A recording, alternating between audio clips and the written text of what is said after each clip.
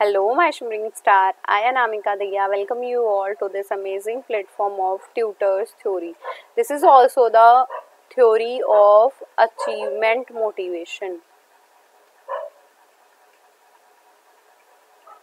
हम कर रहे हैं मोटिवेशन की थ्योरीज, जिसमें हमारी नेक्स्ट थ्योरी है Elder Ferrers ERG theory. Elder Ferrers ERG theory. अब आपको देखो, एल्डर फेरर्स की जो ईआरजी थ्योरी है ना, इस थ्योरी में एल्डर फेरर ने जो मैस्लो की हायरार्की है उसने कहा है कि मैस्लो ने ना अपनी हायरार्की को थोड़ा इनलार्ज कर दिया है और ज्यादा इलेबोरेशन दिखा दिया, जबकि वो हम पूरी 5 नीड्स को 3 नीड्स में कर सकते थे कंपेयर.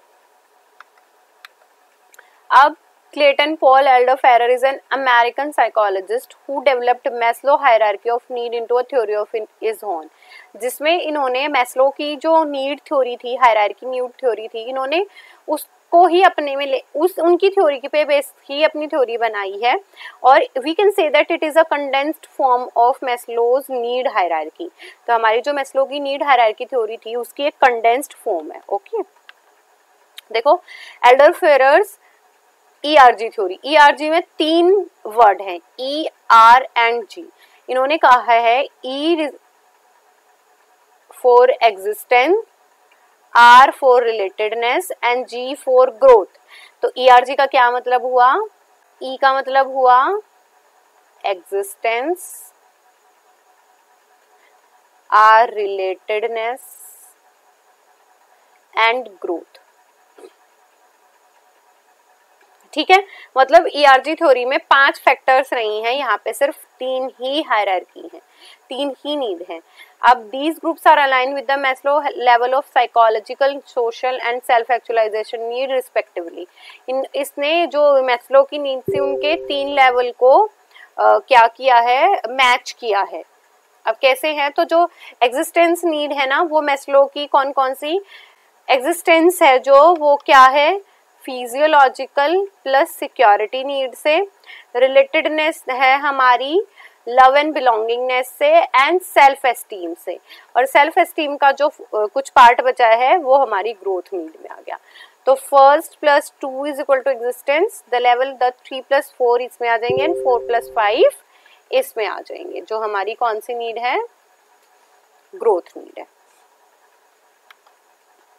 इसके बाद है, देखो अपने मैस्लो की हायरार्की की वीडियो पहले देखनी पड़ेगी एल्डर फेरर को जानने के लिए. वहां पे मैंने मैस्लो की पूरी हायरार्की के पॉइंट्स को इलेबोरेट किया है और ये भी समझाया है कि कौन कौन से क्या क्या बेसिस थे, बिल्कुल अच्छे से करा चुकी हूँ.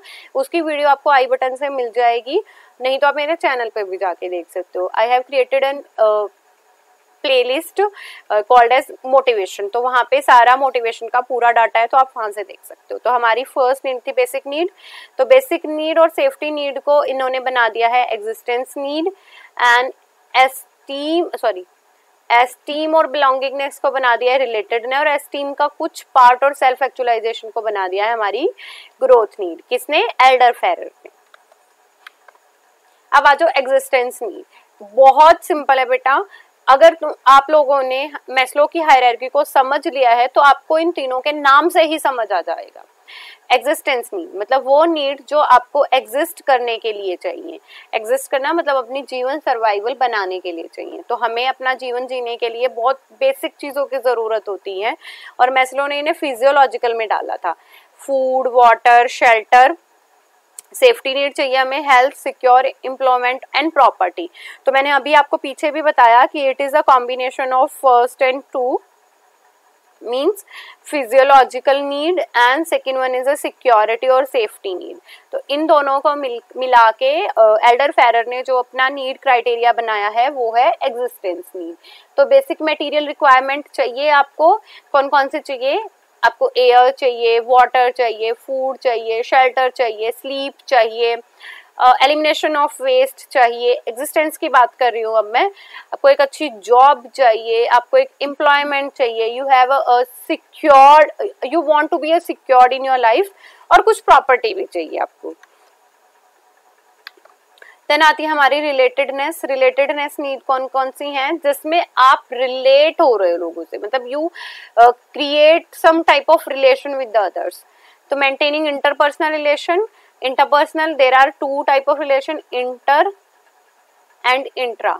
इंट्रा होता है जब आप खुद के साथ कोई अच्छा रिलेशन बनाते हो, मतलब आप खुद को समझते हो, आप खुद की नीड्स को समझते हो, तो वो हमारे इंट्रा हो जाएंगे। और इंटरपर्सनल मतलब जब आप लोगों के साथ रिलेशन क्रिएट कर रहे हो। तो based on the social interaction ये तभी हो पाता है because we all are a social being, तो हमें समाज में ये सारे संबंध स्थापित करने होते हैं। अलाइन विद द मैस्लो कौन कौन सी, love, belongingness, friendship, family and sexual intimacy, ये सारी हम चाहते हैं कि हमारी क्रिएट हो। Then it is also include the esteem need, gaining the respect from the other. तो देखो इसमें जो लोग जो हमें दूसरों से चाहिए रिलेशन के थ्रू, वो हमने रिलेटेडनेस नीड में जाना है। तो हम कैसा रिलेटेडनेस नीड में हम क्या चाहते हैं, maintenance of a good interpersonal social interaction, belongingness and the last one is a respect from the other. And it is also a combination of 3 and 4. Okay, 3 वाला कौन सा है हमारा, love and belongingness, and the 4th one are self esteem, esteem need जिसे बोला है हमने। इसके बाद हमारी जो थर्ड है जी, हमने पढ़ा था ना, ERG, describing are interesting desire for the personal development. यहाँ पे आपको अपनी खुद की पर्सनल डेवलपमेंट को देखना है, तो आप ये भी बोल सकते हो it is also include the achievement type of need, and these need align with the other portion of the Maslow, जैसे self esteem, self confidence, achievement, self actualisation need से भी। तो हमारी एस्टीम नीड से किनसे जुड़ा हुआ है कि हमारा सेल्फ एस्टीम क्या है, हमारा सेल्फ कॉन्फिडेंस क्या है, और हम अचीव क्या कर चुके हैं या करना है हमें अपनी लाइफ में। And it is also related with because it is a growth need, तो हमारे सेल्फ एक्चुअलाइजेशन तक भी यही लेके जाएगी। तो फर्स्ट है मोरालिटी, देन आती है क्रिएटिविटी, देन इसके बाद प्रॉब्लम सॉल्विंग, एंड इसके बाद कुछ नया डिस्कवर करते रहना। तो G stand for the growth needs in which we included the esteem need and self actualisation need both, some part of 4th and plus 5th। It is all about Alderfer's. तो Alderfer में 3 चीजें ध्यान रखनी है। अगर आपको ERG की full form पूछ ले तो एग्जिस्टेंस, रिलेटेडनेस एंड ग्रोथ, ये कंपेयर किससे किया गया था, मैस्लो की। एंड ERG थ्योरी को कंडेंस्ड फॉर्म भी बोला जाता है मैस्लो की। ई में था 1+2, 1+2 का मतलब है क्या, आपकी physiological insecurity, 3+4 which means belongingness and love need, and the 4th one is esteem need, some part of esteem need like respect from the other, और कुछ पार्ट हमारे ग्रोथ में चले जाएंगे जैसे 4+5 जैसे self confidence, your achievement, your self fulfilment, and the 5 self actualisation need also included in G factor, तो growth need में आ जाएगा। So it is all about Alderfer's ERG need theory. I think it is all clear in your mind. If you have any kind of query, you can comment, I will reply.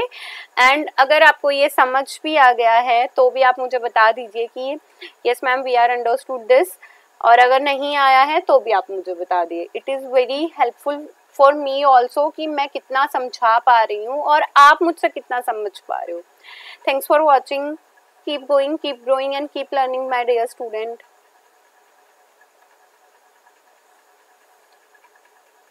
Subscribe for more.